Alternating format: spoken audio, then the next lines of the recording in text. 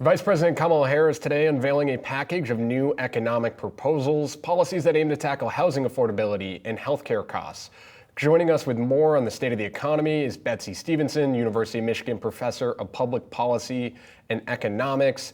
And Betsey, another large part of what's been surrounding the discussion around Vice President Harris's economic plans is this concept of price gouging and potential policy that could help stop price gouging, maybe change prices. I'm curious, just from an economic perspective, what would that do? Is price gouging really part of the inflation problem that we're dealing with right now, or not so much? Oh, that's a big question. So price gouging is not a big part of our inflation problem. I really don't believe it is. And so let's just admit that right off the bat. Now let's talk about what price gouging is. It's one of these things, you sort of, it when you see it. And it's illegal already. It's the kind of thing like if we have a big snowstorm coming in and all the stores decide to triple the price of shovels because they know everybody wants a shovel all of a sudden. And, there's a reason to ban that practice, because why should the stores make all this extra money off their shovels just because our desperate need for a shovel is so great in that moment? And the answer for why we like to allow prices to float is we want to create the incentive for the stores to get even more shovels in. And so it's all about how flexible supply is, whether these anti-price gouging policies are a good idea.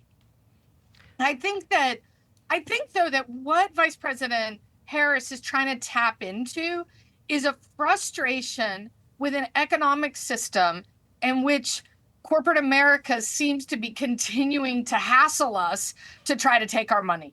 And I say take our money, and I mean that in a way that's just a little bit different from just charging us high prices. It's a way that we get tricked into paying more than we intended to, maybe because there's these hidden fees, or we sign up for something and the price jumps really fast. And so I think what they're basically saying with the rent control policies and the anti-price gouging is, hey, let's not take advantage of people, and you need to slow down when you're raising prices. I don't read anything in Vice President Harris's policies that says, all of a sudden she's going to become a price czar who's setting prices. But she does want to just put a little bit more, sand in the wheels of corporate America raising prices on consumers. I guess we still don't know exactly what that's going to entail, though, Betsey, right? I mean, she did just give this speech. It doesn't seem as though she did introduce this so-called ban on price gouging that some had thought would be in there, right? And as you say, there's already laws on the books against that. But what did you hear in there that is this sort of sand in the wheels that you think is going to be most effective on that front? What I've been hearing from President Biden, and I think these are a set of policies that Vice President Harris has really been championing as well, so it's not surprising we're hearing it from her, but they want to make our economic lives work just a little bit more smoothly. No more hidden junk fees, no more traps that make it hard to cancel a subscription. No, they want us to see, we see a price, we pay a price, that's how the economy is supposed to work. What can happen in the economy is companies try to set in traps to get us locked in, and the government sees those traps and tries to eliminate them. Let me give you a really good example from our past. I remember the days, I don't know if you remember it, when if you wanted to get a better deal on your cell phone plan, you had to sacrifice your phone number because the cell phone company essentially held your phone number hostage and wouldn't release it if you were changing carriers. And the government came in and said, no, you can't do that. That's just a way you're putting sand in the ointment. Sand in the wheels and trying to make it harder for consumers.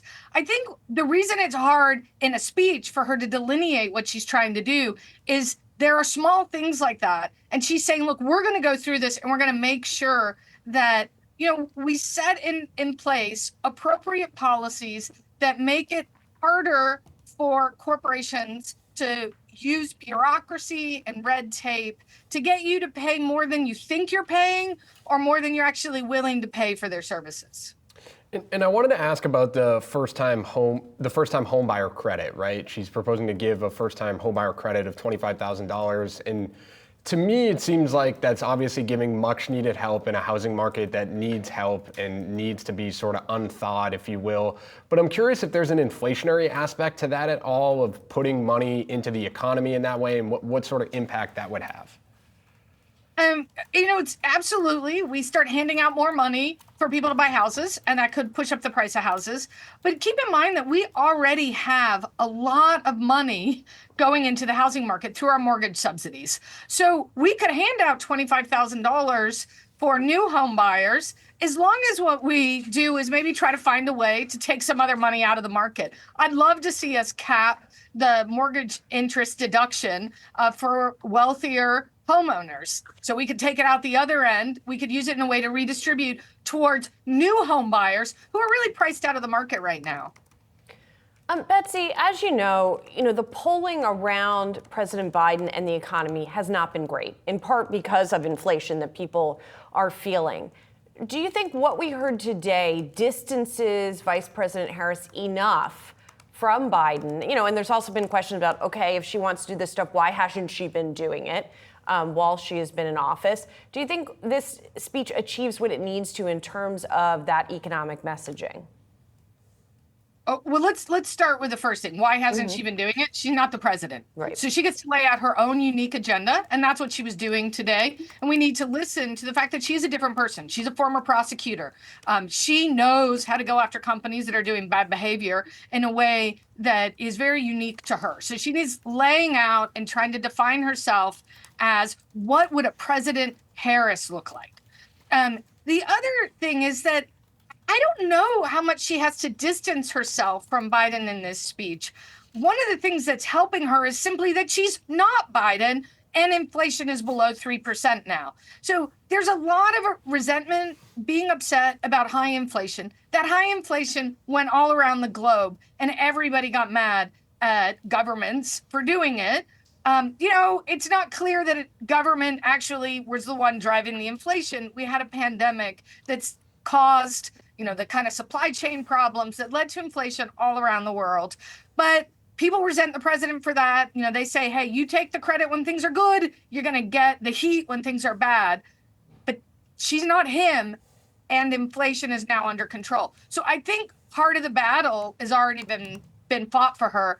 And what she needs to be doing in this speech, and I think she did it, was outline the ways in which she's going to take concrete actions to make people's lives easier and make the economy fairer.